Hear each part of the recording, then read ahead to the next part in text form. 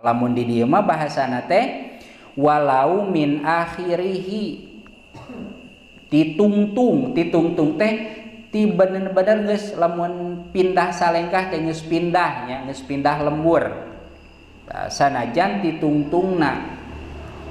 Wa awaluhu sareng ari mimitina mikot afdalu eta leuwih utama, ngan ari kautamaanana mah ti beh ditu. Lamun ieu mikot batasanana di Palasari teh utamana mah ti Pupunclu lumpang heula tah. Ngan peda sanajan ti tungtung ti deukeut sasak meunang jadi ngan utamana mah ti mana, di luhur tah kitu lamun diibaratkeun paka Palasari mah nya. Tangke mikot kan aya 5 nya, aya Ja'ronah, aya Yulamlam, jeung nu sejen aya Hudaibiyah. Ngan wa awaluhu afdalu titungtung oge meunang ngan afdol nama ti mimiti ari nu terjadi mah biasana ti tengah da keur mah geus keur dina mobilnya ari disalin mah memeh naik bus ge biasana geus disalin, aya nu disalin dina bus nya. Komo lamun keur ibadah haji anu ka Madinah heula ngalaksanakeun arba'in sok cek eta teh nya, cek kenekna teh atawa cek pemanduna. Cek pemanduna mah mangga lamun urang Sunda wungkul di dieu tos dugi ka Bir Ali mangga niatan ihram. Lamun cek kenek itu menyebutna teh lain Bir Ali tapi berle nah bakat ku geus sering meureun ari urang makan pas sehat urang Sunda mah Bir Ali bari asal nama sanes Bir Ali tapi Birun Ali beuki disingkat we. Di urang mah cai teh maun, di ditu mah miyah, lamun geus bebas moyah. Padahal mah maun nulis nama eta teh dibacana jadi moyah. Jadi pas sehat kene urang Sunda ya jeung urang Arabna ge. Mentak urang Arab sanajan apaleun bahasa Arab hadza maun rada teu ngartieun eta teh. Hadza teh ieu, maun cai, ieu cai. Di ditu mah moal hadza maun, hezmoya. Tah eta teh hadza maun nulisna mah. Ti mana maneh kan bahasa Arabna teh min aina anta, min dari aina mana anta kamu, min aina anta dari mana kamu. Di Arab mah menen jadi menen ya, padahal mah nulis nama min aina anta. Jadi sanajan jago bahasa Arab dibawa ke Arab mah teu berlaku eta teh anger we kudu latihan deui di ditu nya. Henteu setiap bisa bahasa Arab ke Arab lancar, henteu da di Arab ge make bahasa anu naon anu sapopoe jiga di urang we kitu nya.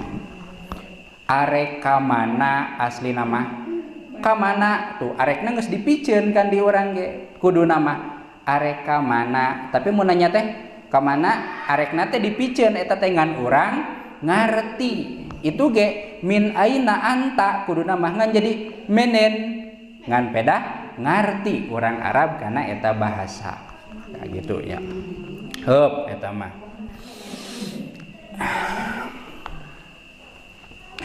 Wa yahrumu sareng haram hukumna ala muridin nusuki kajalma anu rek ngamaksud ibadah haji naon mujawazatu miqatihi ngaliwatina miqatna bila ihromin kalawan henteu ihrom. Gambarkeun di dieu miqatna teh Palasari contona teh nya. Berarti urang teh hoalna teh di mana? Susukahnya Sukahurip teh nya. Di handap teh Citamal, di Citamal. Urang teh datang teh di Citamal nya. Arek menuju ka mana ye? Ka Madrasah Cikamunding, anggap ieu Ka'bahna. Batesna teh miqatna teh di mana cek tadi?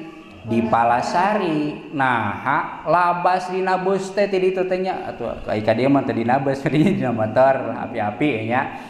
Ti ditu teh labas di Palasari teh poho nya.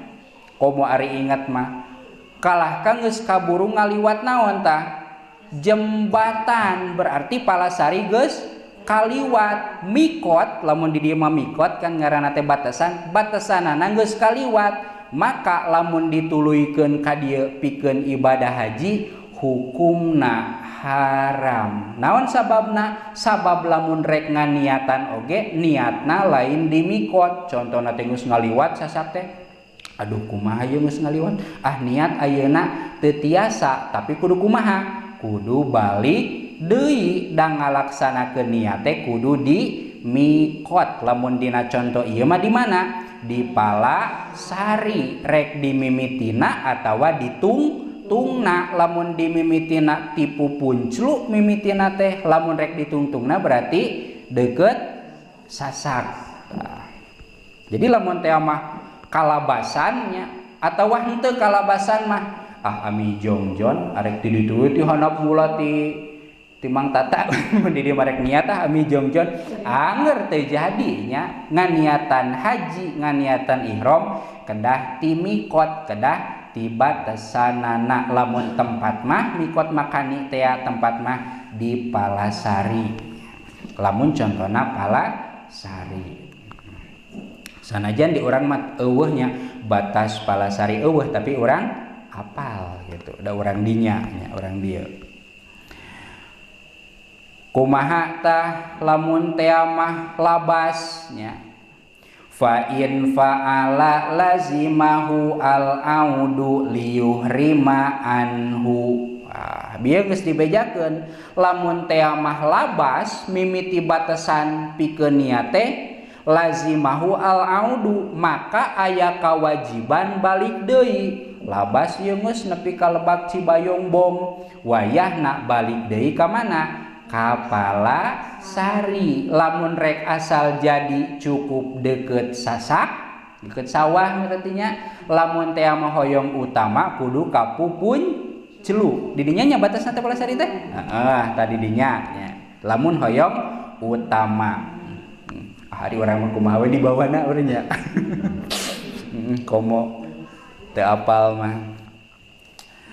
Ngan kunaon pangna kudu balik deui? Sabab pikeun ngalaksanakeun niat. Da ceuk tadi niat teh kudu di mikot, lamun di dieu mah niat teh kudu di Palasari. Ulah leuwih teuing, ulah kurang nya, ulah kurang teuing. Ulah geus asup ka ai belah dieu sasak teh asupna naon teh? Cikamuning we nya. Ulah geus asup ka Cikamuning, ulah di Citamal nya, ulah belah ditu, ulah belah dieu, tapi kudu di dinya we, kudu di Palasari. Illa ayyakuna ma'dzuron li dhaiqi waqtin. Kajaba aya ye dikajabakeun kamurahan. Kajaba lamun teh mah aya uzur. Ari uzur teh lain gering ya. Uzur teh naon atuh uzur teh? Halangan, gangguan ya, anu mana eta gangguan teh madarat, sapertikeun kumaha? Lidoi ki waktin, sapertikeun rupekna waktu. Geus sakedeung deui waktu teh, kan ti ditu teh labasnya nepi ka Lebak Cibayong Bom. Wajibna mah balik deui ka itu. Ngan lamun balik deui waktu geus erep, komo lamun rek menuju engke kana jumroh, berarti ieu mah ibadah hajina geus satereh lebaran haji ya. Engke wang gambarkeun ya. Rupek waktu teh lamun balik deui jadi moal kaburu. Tah eta mah meunang ya, pek we nganiatan di dinya.